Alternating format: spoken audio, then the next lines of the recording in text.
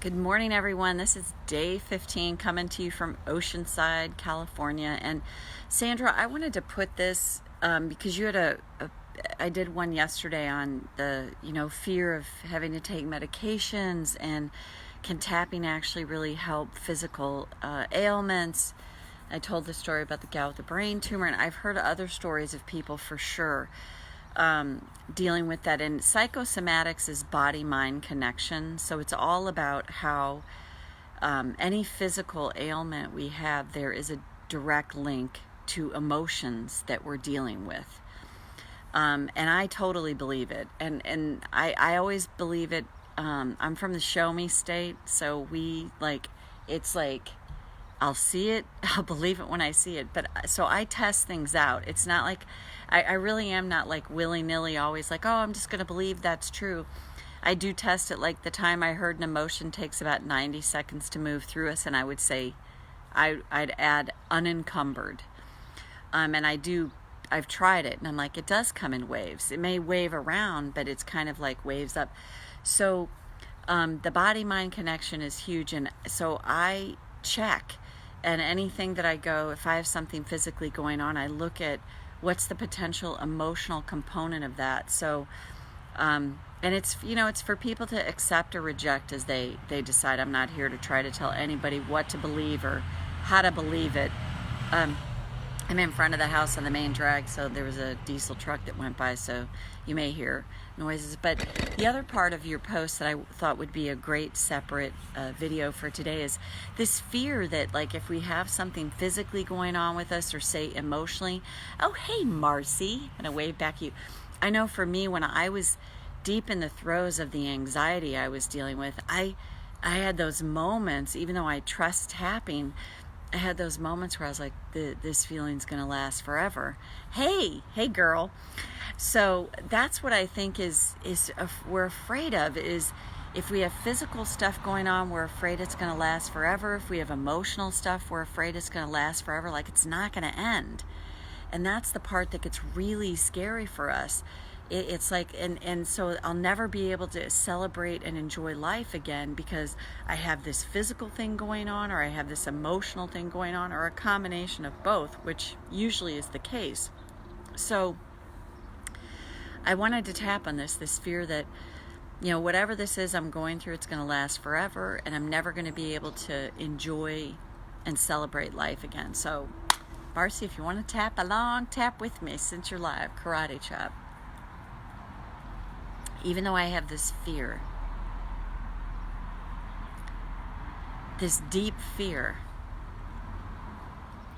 that this thing I'm dealing with, it's going to last forever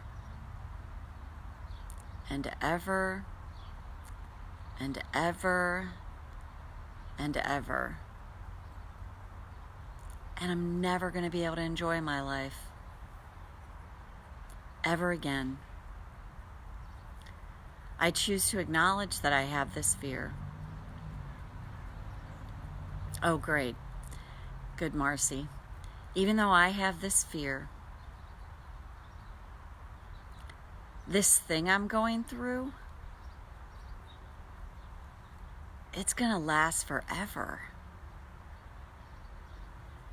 And I'll never be able to celebrate or enjoy life again. Maybe moments, but not fully. I accept myself and my feelings now. Even though I am terrified. This thing I'm going through, it's going to last forever. And I'll never fully be able to enjoy or celebrate life again. What if that doesn't have to be true? I accept myself and my doubts right now. I go to the eyebrow. Yeah, right. This has been going on forever. In fact, I can barely remember when it wasn't happening. So that feeling is so far away from me that I could actually celebrate and enjoy life,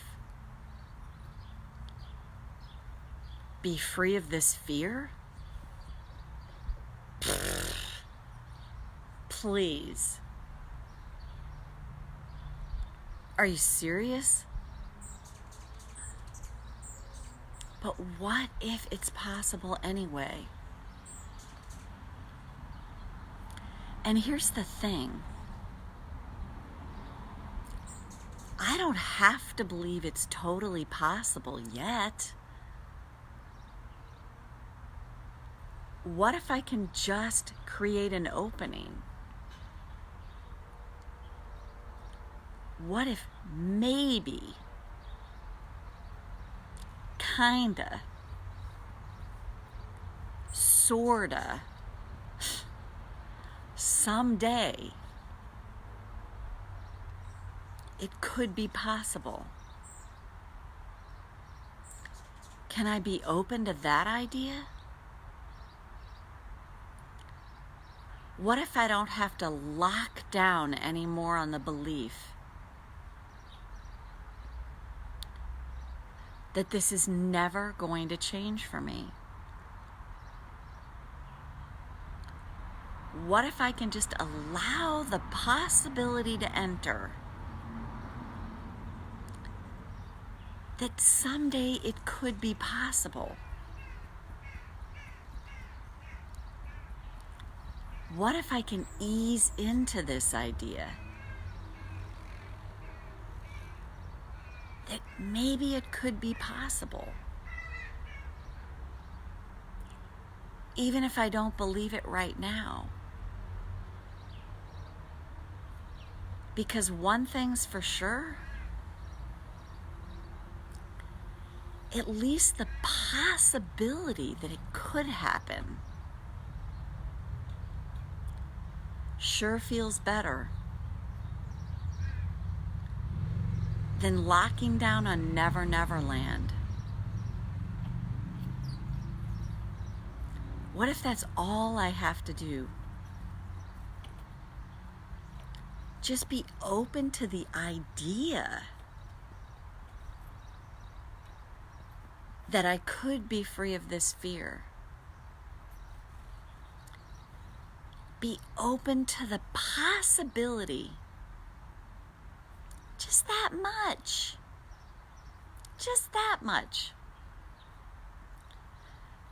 that I could celebrate and enjoy life again. What if that's how I get there? Is one moment at a time, one thought at a time. And it kind of starts like this. Whenever I catch myself in the negative thinking, locking down on the belief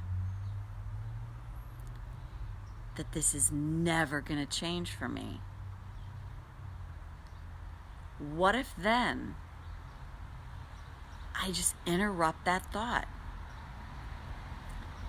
Just tap a little bit to interrupt it. Maybe argue tap it. Never gonna change.